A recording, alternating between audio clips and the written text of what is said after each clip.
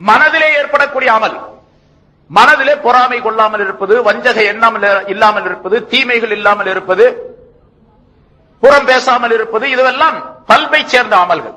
ஆக உள்ளும் புறமும் அமல் இருக்க வேண்டும். சாலிஹான் அமல் என்று சொன்னால் அதற்கு சொல்லப்படும். சாலிஹான் அமலுக்கு நிறைய விளக்கங்கள் இருக்கின்றன. சுருக்கமாக வெளித்தோற்றத்தில் ஒரு நல்ல அமலை செஞ்சுக்கிட்டே இருக்காரு, கல்வில தீமையான நிலைகள் இருக்குது, நினைப்புகள் இருக்குது அப்படின்னு சொன்னா அவர் சாலிஹான் அமல் உடையவர் என்பதாக சொல்லப்பட மாட்டார். அவருக்கு பேர் சாலிஹ் அப்படின்னு சொல்லக்கூடாது. சாலிஹ் என்று சொன்னால் உள்ளும் புறமும் பரிசுத்தமான நல்ல அமல்களை செய்யக்கூடியவர். உதாரணத்துக்கு ஒரு சம்பவம் பாருங்க. ரசூலுல்லாஹி ஸல்லல்லாஹு அலைஹி வஸல்லம் அவர்களிடத்தில் ஒரு மனிதர் வந்தார், ஒரு சஹாபி. யா ரசூலல்லாஹ், நான் 5 நேரமும் சரியாக தொழுது வருகின்றேன், ஆனால் உபரியான நஃபிலான வணக்கங்களை செய்வதற்குரிய அவகாசம் எனக்கு இல்லை. பரல மட்டும் தொழுதுகிறேன், நீங்க சொன்ன சுன்னத்துகளை தொழுகிறேன்னு அர்த்தம் அதுக்கு. பிறகு உபரியா நஃபிலான வணக்கங்கள் தஹஜ்ஜுத், அவ்வாபீன், அது இதெல்லாம் தொழுவதற்கு என்னால முடியல, எனக்கு நேரம் இல்லை, இப்படியே நான் இருக்கிறேன். ஆனா 5 காலமும் சரியா தொழுது வருகிறேன். ரமலான் மாசம் வந்துச்சுன்னா சரியா அந்த மாசம் பூராவும் நோன்பு வச்சிடுறேன். உபரியான நஃபிலான நோன்புகளை வைப்பதற்குரிய அவகாசம் எனக்கு இல்லை, என்னால முடியல. அந்த மாதிரி நோன்பு வைக்கிறது, நஃபில் நோம்பெல்லாம் வைக்க முடியல. ஸல்லல்லாஹு அலைஹி வஸல்லம் பல நஃபில் நோம்புகளை சொல்லி காட்டுறாங்களோ, அந்த நஃபில் நோம்பெல்லாம் என்ன வைக்க முடியல. ரமலான் மாசம் கரெக்டா நோன்பு வச்சிடுறேன். சரி, நான் பொருள் வசதி உடையவன் அல்ல, அதனால ஜகாத்து கொடுக்கறதுக்கு ஹஜ் செய்யறதுக்கு என்னால முடியாது. இந்த நிலையில் நான் மௌத்தாகிவிட்டால் நான் எங்கே இருப்பேன் அப்படின்னு கேட்கிறார். இதே நிலையில் நான் மௌத்தா போறேன், நான் எங்கே இருப்பேன்? ஸல்லல்லாஹு அலைஹி வஸல்லம் ரசூலுல்லாஹி ஸல்லல்லாஹு அலைஹி வஸல்லம், ரசூலுல்லாஹி ஸல்லல்லாஹு அலைஹி வஸல்லம் புன்சிரிப்பு சிரித்தவர்களாக சொன்னார்கள், நீ என்னோடு இருப்பாய் என்பதாக சொன்னார்கள். எப்பொழுது நீ என்னோடு இருப்பாய் தெரியுமா? உன்னுடைய கல்வை 2 விஷயங்களை விட்டு நீ பாதுகாத்துக் கொள்ள வேண்டும். அல்-கில்லு வல் ஹஸத், வஞ்சக எண்ணம் கொள்வது, பொறாமை கொள்வது என்ற 2ஐ விட்டு உன்னுடைய கல்வை நீ பாதுகாத்துக் கொள்ள வேண்டும். உன்னுடைய நாக்கை 2 விஷயங்களை விட்டு பாதுகாத்துக் கொள்ள வேண்டும். அல்-கீபத்து வல் கிذ்பு, புறம் பேசுவது, பொய் பேசுவது என்ற 2ஐ விட்டு உன்னுடைய நாக்கை பாதுகாத்துக் கொள்ள வேண்டும். உன்னுடைய கண்களை 2 விஷயங்களை விட்டு பாதுகாத்துக் கொள்ள வேண்டும். ஹராமான விஷயங்களை, அல்லாஹ்வால் தடை செய்யப்பட்ட விஷயங்களை பார்க்காமல் இருக்க வேண்டும். அடுத்தவரை அலட்சிய கண் கொண்டு பார்க்காமல் இருப்பது. அடுத்தவரை அலட்சிய கண் கொண்டு, கண்ணிலேயே அலட்சியம். கண் பேசுகின்றது அப்படின்னு சொல்லுகிறோம்ல, அது ஸல்லல்லாஹு அலைஹி வஸல்லம் இங்க சொல்றாங்க, கண்ணு பேசும். கண்ணுடைய பார்வையில ஒரு ஆளை பார்க்கும் போதே தெரிஞ்சுக்கலாம், அலட்சியமான பார்வையா இருக்குது. பார்க்கிற பார்வை தான் இருக்கு, அந்த பார்க்கக்கூடிய தோரணை இருக்கு, அது டிஃபரன்ஸ், அது வித்தியாசமா இருக்கிறதன் காரணமாக அவர் எப்படி நம்மளுடைய கோபமா பார்க்கிறாரா, அல்லது திருப்தியா பார்க்கிறாரா, அலட்சியமா பார்க்கிறாரா, அடிக்கிறதுக்காக வேண்டி பார்க்கிறாரா, கொடுக்கிறதுக்காக வேண்டி பார்க்கிறாரான்னு தெரிஞ்சுக்கலாம், பார்வையிலே தெரிஞ்சுக்கலாம். எல்லாத்துக்கும் தெரிஞ்ச விஷயம் தான் அது. ஸல்லல்லாஹு அலைஹி வஸல்லம் சொல்றாங்க, அடுத்தவரை பார்க்கும்போது அப்படி அலட்சியமா பார்க்கிறது, அலட்சிய கண் கொண்டு அடுத்தவரை பார்க்காமல் இருக்க வேண்டும். இந்த 3 உறுப்புகளிலே இந்த 6 தீமைகள் உன்னிடத்தில் இருந்து வராமல் இருந்தால் நீ சொர்க்கத்தில் என்னோடு இப்படி இருப்பாய் என்று 2 உள்ளங்கைகளையும் சேர்த்து காட்டினார்கள் ஸல்லல்லாஹு அலைஹி வஸல்லம் என்று இமாம் கஸாலி ரஹ்மத்துல்லாஹி அலைஹி அவர்கள் தங்களுடைய யஹ்யாவிலே சொல்லி காட்டுகின்றார். அந்த மனுஷர் என்ன சொன்னார்? அந்த சஹாபி, 5 நேரம் சரியா தொழுகிறேன், என்ன இல்ல உபரியான வணக்கங்கள் நம்ம என்னால செய்ய முடியல. ரமலான் மாசம் வந்தா நோன்பு வைக்கிறேன், அவ்வளவுதான். வேற ஜகாத்து கொடுக்கறதுக்கு, ஹஜ் செய்யறதுக்குள்ள வாய்ப்பெல்லாம் அவர்கிட்ட இல்ல, வசதி இல்ல என்று சொல்லிய பொழுது ஸல்லல்லாஹு அலைஹி வஸல்லம் அவர்கள் இந்த விஷயத்தை சொல்லி காட்டுகின்றார்கள். ஆக அமல சாலிஹ் என்றால் சொன்னால் என்ன என்பதை ஸல்லல்லாஹு அலைஹி வஸல்லம் அங்கே விளக்குகின்றார்கள். நீ வெளிப்படையாக இப்படி தொழுதா மட்டும் போதாது, நோன்பு வச்சா மட்டும் போதாது, உன்னுடைய கல்வை சுத்தப்படுத்திக்கணும், கண்களை சுத்தப்படுத்தணும், உன்னுடைய நாக்கை சுத்தப்படுத்தணும் முதல். அதன் மூலமாகத்தான் சாலிஹான அமல் ஏற்படும் என்று நபி அவர்கள் சொல்லி காட்டுகின்றார்கள். ஆக ஒரு மூமினான மனிதர், ஈமான் கொண்டிருக்கிற நமக்கெல்லாம் ஈமான் இருக்குது, எல்லாத்துக்கும் ஈமான் இருக்குது. அல்லாஹ் தஆலா ஈமானை நிரப்பமாக தரணும். எப்படிப்பட்ட நிரப்பமான ஈமான்னா, நரகத்துக்கு போகவே கூடாது. நரகத்துக்கு பக்கத்துல சில பூமின்கள் இருப்பாங்க, நரகத்துக்கு போயிட்டு அப்புறம் திரும்ப அல்லாஹ் தஆலா கடைசி காலத்துல வெளியாகி கொண்டு போய் சொர்க்கத்துல போடுவான். அப்படிப்பட்ட மூமின்களாக இருக்கக்கூடாது. நரக வாடையே இல்லாமல் சொர்க்கத்திற்கு போகக்கூடிய அமைப்பை அல்லாஹ் தஆலா தரணும். அப்படிப்பட்ட மூமினாக நாம் ஆகணும். அதுக்காகத்தான் இந்த விஷயங்கள்லாம் சொல்லப்படுது. அங்கிருந்து நான் இங்க வந்திருக்கிறேன் சும்மா வேடிக்கை பார்க்கறதுக்கா, அல்லது ஏதாச்சும் சொல்லிட்டு போலாம், இந்த சிங்கப்பூரை பார்த்துட்டு போலாம் அப்படிங்கிறதுக்கா? ஏதாவது சொல்லக்கூடிய விஷயங்களை ஏதாவது கேட்டு நீங்கள் பயன்பெறும் பொழுது எனக்கு லாபம், உங்களுக்கு லாபம். ஆக மூமினாக இருக்கக்கூடிய நாம் சாலிஹானவர்களாக மாற வேண்டும். சாலிஹ் என்பது மூமின் என்ற அந்தஸ்தை விட ரொம்ப உயர்ந்தது. சாலிஹான மனிதனாக மாறுவது என்பது முதலாவது இன்சான், அந்த இன்சான் உயர்ந்த தரஜையை அடைய வேண்டும் என்று சொன்னா இஸ்லாத்துக்குள்ள வரணும், முஸ்லிமாக இருக்கக்கூடிய மூமினாக மாறணும், மூமினாக இருக்கக்கூடியவர் சாலிஹாக மாறணும். சரி, இந்த சாலிஹான அமல்களை இப்ப எப்படி சொன்னமோ அதே மாதிரி அல்லாஹ் தஆலா குர்ஆன்ல ஒரு இடத்துல சொல்லும்போது வஸரு லாஹிரல் இஸ்மி வ பாத்தினா, வெளிப்படையான பாவங்களையும் அந்தரங்கமான பாவங்களையும் நீங்கள் விட்டு விடுங்கள் என்று அல்லாஹ் தஆலா சொல்றான். வெளிப்படையான பாவம் கையால காலால கண்ணால இப்படி வெளித்தோட்ட வெளி உறுப்புகளால் செய்யக்கூடிய பாவங்களை விட்டு விட்டால் மட்டும் போதாது, அந்தரங்கமான பாவங்கள் மனதின் மூலமாக ஏற்படக்கூடிய பாவங்களை விட்டுறணும். அப்பதான் பரிபூர்ணமான மூமினாக சாலிஹான மனிதனாக ஆக முடியும். சாலிஹான மனிதனாக இப்படி இந்த சாலிஹான அமலை செய்து செய்து பழக்கப்படும் பொழுது தக்வா வந்துடும் உள்ளத்துல. தக்வான பயபக்தி. அப்ப அந்த மனிதருக்கு பேர் முத்தகி. ஒரு சாலிஹான மனிதர் தன்னுடைய அமலை பரிபூர்ணமாக செய்து செய்து பழக்கப்படும் பொழுது தக்வா உள்ளவராக ஆயிடுவார்.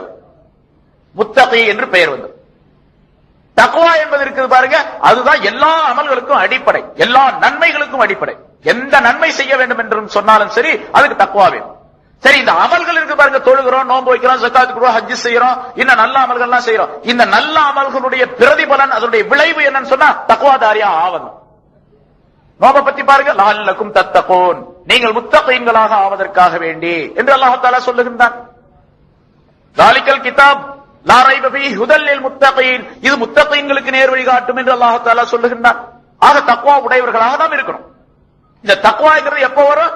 முன்னால் சொல்லப்பட்ட இஸ்லாம் என்பதில் இருந்து ஈமான் என்ற அந்தஸ்திற்கு போய் ஈமான் என்ற அந்தஸ்தை நிரப்பமாக்கி சாலிஹான அமல் செய்து சாலிஹான அமலில் இருந்து மேம்பட்டு அந்த மனிதன் போகும்பொழுது தக்வாதாரியாக அந்த மனிதன் மாறுகின்றான், முத்தகையாக மாறுகின்றான். இந்த தக்வா வலுப்பட்டு அதிகமாக அதிகமாகி அல்லாஹ் தஆலாவிடத்தில் உயர்ந்த அந்தஸ்தை பெற்ற ஒரு நிலை இவனுக்கு ஏற்பட்டு, அதை அல்லாஹ் தஆலா குர்ஆன்ல சொல்லும்போது இன்ன அக்ரமக்கும் இன்தல்லாஹி அத்காக்கும், உங்களிலே கண்ணியத்திற்குரியவர் அல்லாஹ் தஆலாவிடத்தில் மரியாதைக்குரியவர் யார் என்று சொன்னால் யார் உங்களிலே தக்வா அதிகமாக இருக்கின்றது அவர்தான். அத்கா, அத்கா என்று சொன்னால் ஆங்கிலத்தில் சூப்பர்லேட்டிவ் என்பதை சொல்வார்களே அந்த வார்த்தை அத்கா. ரொம்ப யாருக்கு தக்வா இருக்குதோ அவர்தான் அல்லாஹ் தஆலாவிடத்தில் கண்ணியத்திற்குரியவர், மரியாதைக்குரியவர், கௌரவத்திற்குரியவர் அவர். சரி, அந்த நிலை வந்துருச்சு, தக்வாவில ரொம்ப உச்சகட்ட நிலை இவருக்கு வந்துருச்சு அப்படின்னு சொன்னா அப்போ விலாயத்துடைய அந்தஸ்து வந்து இவர் வலி ஆயிடுவார். அப்புறம் இந்த விலாயத்துடைய அந்தஸ்து இருக்குது பாருங்க, தக்வா, தக்வா என்பது மேம்பட்டு அதிகமான தக்வா உடையவராக இவர் ஆகி அமல் பரிபூர்ணமாக செய்யக்கூடிய நேரத்தில் இவருக்கு விலாயத் என்ற நிலை கிடைத்துவிடும். அல்லாஹ் தஆலா இவரை வலியுல்லாவுடைய ஒரு கூட்டத்தில் சேர்த்துருவான். ஆனா இவருக்கு தெரியாது இது, இவர் வலியுல்லாவா இருக்கிறார் அப்படிங்கிறது இவருக்கு தெரியாது. சில பேருக்கு தெரியவும் செய்யலாம், சில பேருக்கு தெரியாமல் இருக்கும் செய்யலாம். ஆக விலாயத்துடைய அந்தஸ்துக்கு அவருக்கு கிடைச்சிடும். இந்த விலாயத்துடைய அந்தஸ்து கிடைக்கிறது பாருங்க, இது நஃப்ஸை கட்டுப்படுத்தணும், நஃப்ஸை கட்டுப்படுத்தக்கூடிய தன்மை.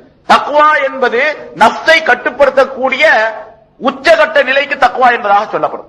நஃப்ஸை கட்டுப்படுத்தக்கூடிய உச்சகட்ட நிலை வந்துருச்சுன்னு சொன்னா அவருக்கு தக்வா பரிபூர்ணமாக இருக்குது அப்படின்னு அர்த்தம். நஃப்ஸை கட்டுப்படுத்துறதுனா என்ன? பொதுவா மனிதனுக்குள்ளே அல்லாஹ் தஆலா சில ஆற்றல்களை வச்சிருக்கிறான்.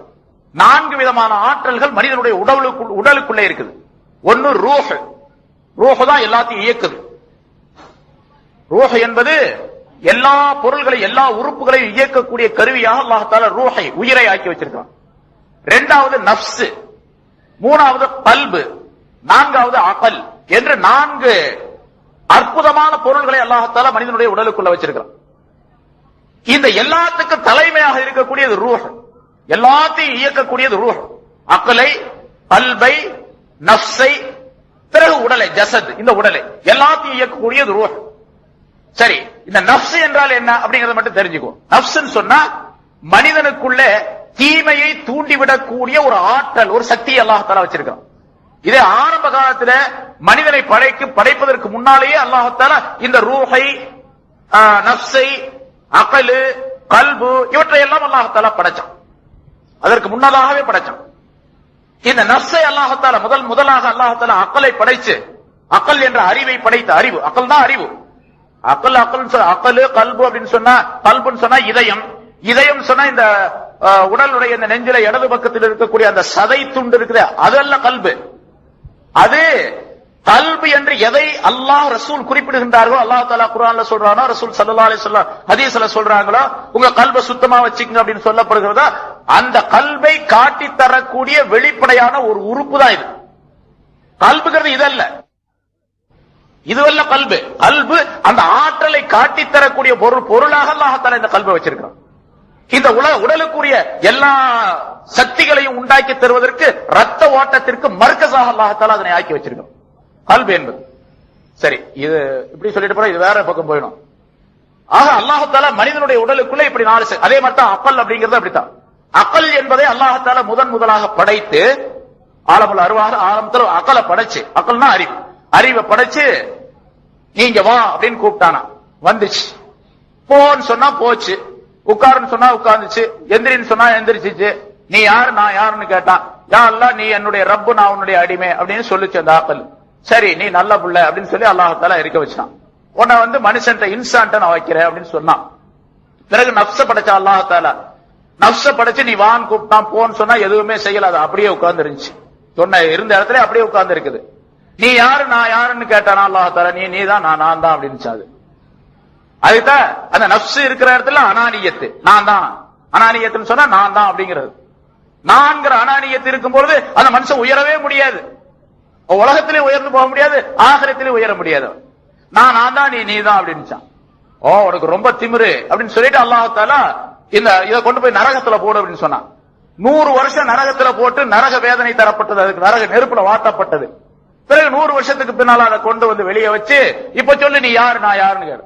நீ தான் நான் தான் அப்படின்னு. சரி இந்த தண்டனை உனக்கு போதாது அப்படின்னு சொல்லி அல்லாஹ் தஆலா பசி என்ற ஒரு நரகத்தை படைச்சான். பசிங்கிற ஒரு நரகம்.